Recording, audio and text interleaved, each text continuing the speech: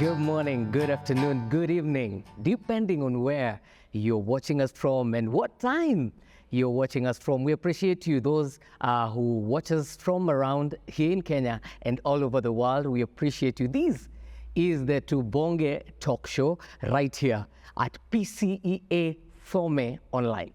I always remind you, please make sure you subscribe so that we can get these messages to many, many more people. Last week, we talked about the boy child. And why not also this week talk about the girl child? And I am fortunate and I'm blessed to have with me someone who's going to help us have this conversation. But allow me first to give her an opportunity to tell you her name, what she does, and as usual, her favorite verse. Welcome. Thank you so much for having me, Chosen. Yes. Celestine, Dorosela, Mbonyimana, a fashionpreneur. So I'm all about fashion, image, consultation, anything about branding, yeah. And what else do you... Your favorite verse, yes. My favorite verse? Yes. I have one verse that I go, that really leads me always. That is Ephesians 3:20. The Lord will do exceedingly and abundantly all that I ask of him every day. All right. So all matters fashion, all matters business. Yeah. Let me ask you a very random question. Did you ever see yourself here? Or even did you think this would be a career? Or what was your dream initially? Honestly, no. I've done political science and sociology in school. I'm very passionate about politics, but as it is, fashion is my other line. So I started fashion while in school. I was at the University of Nairobi. Yes, the only university. But it's okay. Yeah, with the article D. So that's where I realized I had passion for fashion as well. I started there, yeah. Amazing. Now, we'll be coming back to your journey because it's very juicy. By the way, stay tuned. Oh, you'll love it. But before we get there, let's talk about the girl child. Where do you think at the 21st century the place of the girl child is? Are there opportunities? Is it a struggle or is it a blessing? Honestly, I'm very proud of where we are as a society. The fact that girl child, we're being empowered. All over, we have so many organizations that are looking out for the girl child. And we can say, we can actually brag that we're even taking over the girl child as a society. And I'm impressed. Unlike the former times, you remember the traditional African tradition, they never regarded the girl child. But nowadays, you find that women, we've been empowered, we can speak out, we can do lots of things. And yeah, they say what a man can do, a woman can do better. Now, you've talked about the girl child taking over, and that's where the contention comes in. Because when you talk about taking over, it's there has been a struggle, and I know we had a bit of this conversation last time, where somehow the man in this new world feels intimidated by strong women. Yeah. And more specifically, it should not be the case, but simply because of what you've talked about, how we've grown up. Yeah. We've grown up knowing mom abaki nyumbani angalia watoto, and dad is the one going. But right now, I'm going to this side to look, and you're going to the office to look. So we are all working. Do you think a girl should lower her standards or lower her dreams not to intimidate the men? Or how should it work? I wouldn't say they will lower their dreams, but as the Bible says, as a woman, you need to be submissive. That's one thing that you need to realize. In as much as maybe you are way ahead of your partner, or maybe even someone like the society regard to be of a higher position, you need to know your place. So submit, at the same time, have respect and have boundaries. So don't just, I'm trying to find the right word to use. For example, you're not going to just forgo of your dreams in favor of a male. You see the boy child. Yeah, you shouldn't do that as a girl child. Don't forgo your dreams, go for your dreams, right? Or they always say you attract who you are. Thank you. So if you give yourself value, someone of value will come. Yeah. But you've been in the fashion industry, entertainment a little bit. Yeah. They say men even fear beautiful women. I don't know, mtu mwenye ako smart hivi, what? Yani, I don't know, you just feel like you're intimidated. Yeah. What has been your experience? Have men even feared to be even friends? We're not even talking about love, but even love is there. Do you feel people have been comfortable to, when they see this girl who's confident and is doing her thing, have men been able to approach you, or what has that experience been? Well, I think it depends with the cycle of people that you hang around with. For example, for instance, someone like me, I'm very social. I'm proud to be an extrovert, someone that I make people comfortable around me. Yeah, they might approach me. They won't tell me exactly what they want, but at least I make them feel at home. You understand? Yeah, but like people say, sometimes when you're beautiful, people tend to, for example, if today I take a maths, you'll find that the tout is struggling to talk in English because he feels like I don't understand Swahili just because I'm... Ajui hata shengo unaweza mfunza. Thank you. So the moment you see this person is struggling, you're like thinking, no, just be comfortable around me. I understand Swahili, I understand English. So whichever the language you're using. Yeah. So there's that kind of, people want to behave when they... Yeah, they want to behave and they want to impress you. Impressing. I thought that was the best word. Which is a good thing. Yeah. Because it means they say you'll be addressed the way you dress. So as you're dressing like that, there's a way people take you. Yeah. Let's now delve in a bit on your journey. I've had the opportunity at least to know a bit of your journey. Yeah. I know you're a person of many facets. So you're not a person that someone can really know at 100%. But I feel probably at least I have a glimpse of your journey. And it's as basic as the girl from Rwanda to Kenya to the world. Yeah. Conquering the world, international. Tell us a bit about that. And has your background contributed to your inspiration and who you are today? Tell us a bit about your journey. So not many people know about this. I was born in a refugee camp, Kakuma refugee camp. It's somewhere in northwest Kenya.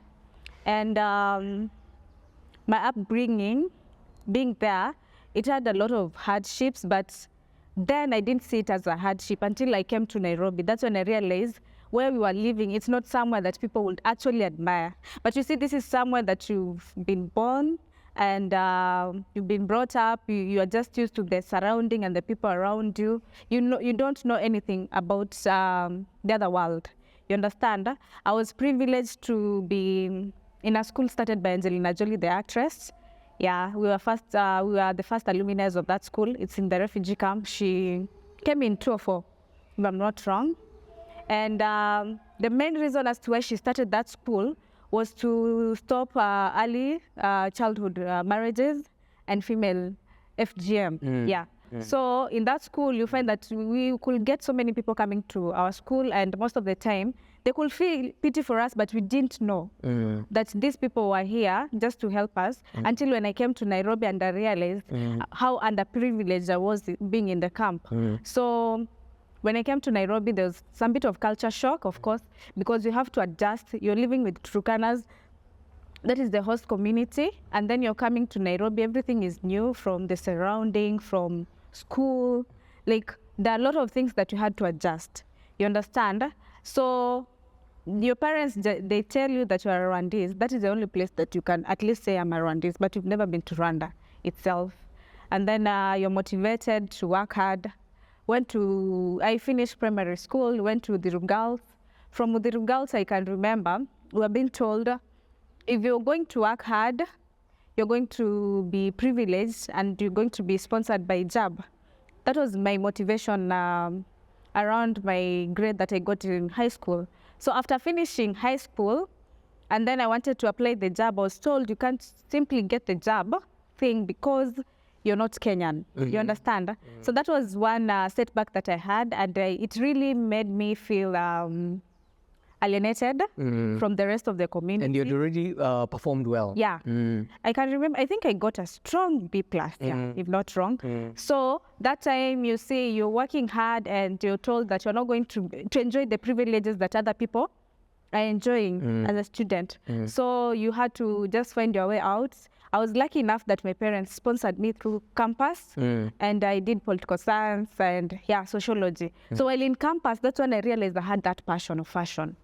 And then the fact that people were talking, they're like, when I finish school, I have an uncle that is going to hook me up for a job. So you're like thinking you don't have any family apart from your father and mother. So you have to think ahead of yourself. So that's when I started hustling. I can remember very well. I started my dream in campus, my company now. You understand? Because I knew right after campus, I was not going to be employed by anyone else. And if I had an option of going back to the camp, by then, the refugees had a specific amount of money. That was 3,000 shillings salary. Okay. That's all you could have. Yeah. Reason being, you paid that 3,000 shillings. They believe the UNHCR gives you food, you understand, and the shelter. But 3,000 shillings, that's very little, considering that you went to campus, the struggle and everything. So I had to think out of the box. I started Couture Dorosela, that's my brand now. And it's really a long story. I'm not sure whether you're ready. You can just sum or like mention the main parts. Yeah. Okay, let me, so the dream of Couture Dorosela started, I think my mom, she was very pissed. Certain tailor had embroidered her kitenge, because Rwandese, we love vitenges, upside down. So she was so pissed. She's like, no, I'm not going to wear this. Where am I going to put this kitenge? So I just took that kitenge, I remember, and I told her, Mom, let me see what I can do. Because I used to initially go to Kawangware market and we could alter clothes. So I went and find a certain tailor in the estate, and we came up with a maxi skirt. I was privileged to be invited for a fashion show, and that day everyone was like, you look really pretty. So a friend of mine was like, she made it. I'm like thinking, no, I can't take the orders. She's like, take the orders. And then I was like, how am I going to praise the skirt? She's like, you'll just think a way out. So that's how basically my company came to be. So it started from a point of solving your mom's problem. Yeah, frustration. But they shout out to mom, because it means she planned the dream out. Yeah, she'll even tell you today, you're here because of my kitenge. I know. I love the entitlement by mother sometimes. It's interesting. But truly, and I think why I'm mentioning that is because TUBONGE, of course, is a youth platform. As much as we are watched by all kind of people. We are watched by parents, we're watched by entrepreneurs, all kind of people watch us, men of God watch us. But I feel young people are the ones who are trying to figure out a way of life, and they're looking for this grand job. They're looking for this grand opportunity. But you're talking about, you're picking a dress, I'm going to make it. And today as you're speaking, that's the job you're doing. Apart from all the papers you have. So I feel that's a very big thing. So let's speak a bit about the truth about entrepreneurship. And your experience as a woman now in entrepreneurship, because now we've seen your journey, we've seen your inspiration, because we're talking about you coming from a refugee camp. And right now you're telling us that when people see you around, they're like, they wanaongea kizungu, just to keep up, because when they look at you, they're looking at a successful lady. So we've seen your journey, but let's now talk about entrepreneurship, because I feel so many of us have a thought of what entrepreneurship is, but those are dreams that we sleep in bed about, or rather when we are asleep we think about. They are not what happens in reality. It's true. Tell us about experience of entrepreneurship and some of the things we need to know, and your experience even as a woman. Yeah, the truth is most people see entrepreneurship as a smooth journey, which I'd say it's both a bittersweet journey. It needs you to be passionate about what you're doing. It needs you to be consistent with what you're doing. It needs you to be diligent in everything that you're doing, because no one will tell you that you wake up today, you're going to start a shop and it's going to boom. Truth be told, like for me, I started the brand around 2015. And that is how many years later? That is around 8 years, right? Yeah, around 8 years later, I have 2 stores. You understand? You have to be consistent, even if people are not clapping for you, because actually people won't clap for you. And you'll find that foreigners or people that you don't know about, strangers actually, they're the ones that will clap for you. I remember the first the first client, I had a big client. She was a judge at Supreme Court. I remember she told me, I told her I was just familiar with skirts. And then she told me, my girl, I want you to do me a dress. It doesn't matter whether it's going to come out the worst way, but I just want you to do it. She believed in you. Yeah, she believed in me. I always thank her for that, and we're still friends actually, because she pushed me and I really wanted to impress her. You understand?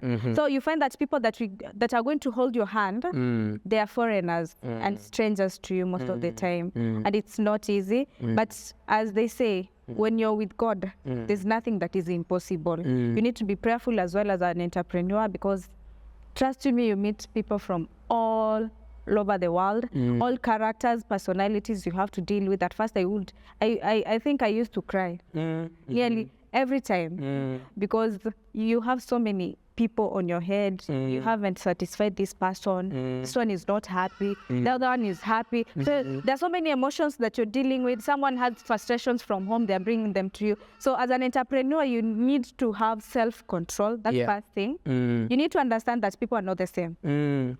You understand? I really thank God for the course that I did. I also did psychology. It really helped me with dealing with people, because in as much as sometimes I was overwhelmed, I had a say in what I was doing. I could tell people, like me, for example, there's a certain criteria that I use in my business. And people know they can't step me. You understand? If I tell them I'm going to deliver this on Friday, kindly don't call me before Friday. And I won't wait for you to call me. I'm the one that is going to call you. If we agree, we've agreed. Yes. I'm always true to my word, and most people know that about me. You see, you need to be disciplined. And Which is very important in business. In business, you need to be disciplined. You need to have rules that you abide with. Otherwise, if you don't have rules and you're just doing things because other people are doing things, I don't think whether you're going to succeed in business. Also, don't do something because Martin did this. You understand? Copying, eh? Yeah. Because you're the only person that has that original version of the dream. Authenticity, yeah? Yeah, you need to be authentic in everything that you're doing. And then above all, just be kind.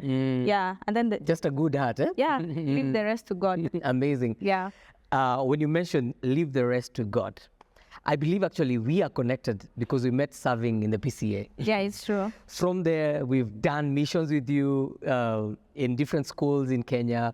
We've done children's homes. Yeah. Maybe you can mention a bit about serving God and even your passion even for charity. And I know you're not even where you may want to be, but I know you've done quite a bit. Even personally, you see sometimes the Bible says, you do good in secret, God is going to answer you in public. I've seen you even personally, not even in those big capacities, and even in some spaces, even now in the children's homes. But let's talk about that, serving God and your passion in charity. My name is Mbonyimana. If you translate it in Swahili or English, it says, I've seen God. Truth is, I've seen God in my life 3D. And that's why I'll never be afraid to say that I owe everything to God to date. You understand? And my passion for charity, my passion for everything that I do for God, it's because I remember of my background, and I said, I'm not going to be defined of my past. Yes, I had a past that is long gone, but now I have a future. I have a say in my future. And that's why I most of the time, that's why I got the inspiration to work for God.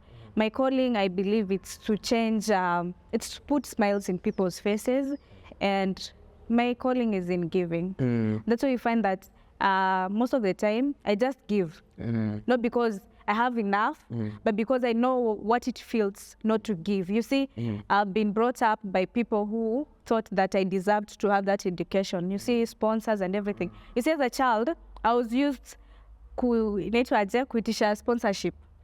Unapata wazungu wanakuja shule, and then your teachers wanakuweka pale kama center stage. Because I was very charming. Wananiandikia list ya mashida zenyu za shule, you understand? So that time, whenever unakaa tu chini ama unaenda unaangalia watu hii in the streets, that's when you realize kwenye ulitoka. And most of the time I find myself crying because it reminds me of where God amenitoa. I'm a product of grace, and every time I tell someone, if you don't believe in God, look at my life. And then you'll know that God really works. And God is not a respecter of man. He'll just take you from nowhere and is going to create a name for you. You see, if I tell someone I'm a refugee, till to date, they're like, you're lying. I'm like, no, I'm not lying. These are the pictures from my childhood. They're like, really? So you see, that is part of the inspiration that I get from serving God. Yeah. And I love it that God uses the least expected people. True. And he puts them in places that nobody could imagine and nobody can keep them. Yeah. Where else can you get such inspiration, such stories, apart from the TUBONGE show? That is the story of Celestine. And I know you've not gotten enough. We're going to find time, find her and get her back here to talk about many, many other things. Yeah. But we want to appreciate. And one thing we're so sure is that you're going to go farther and farther. Amen. You can't come this far to stop here. It's true. You're going farther and farther. And of course, now you know better. Yeah. And you know the journey is clearer of where you need to go. Yeah. So I believe this is an inspiration to you. No matter you've come from, it does not determine where you can go in life. Yeah. You're not limited. You can do whatever you want to achieve. Don't let anybody limit what you can dream and what you can do. Thank you for watching us. Thank you for being here. This is the TUBONGE Talk Show. Until next time, bye.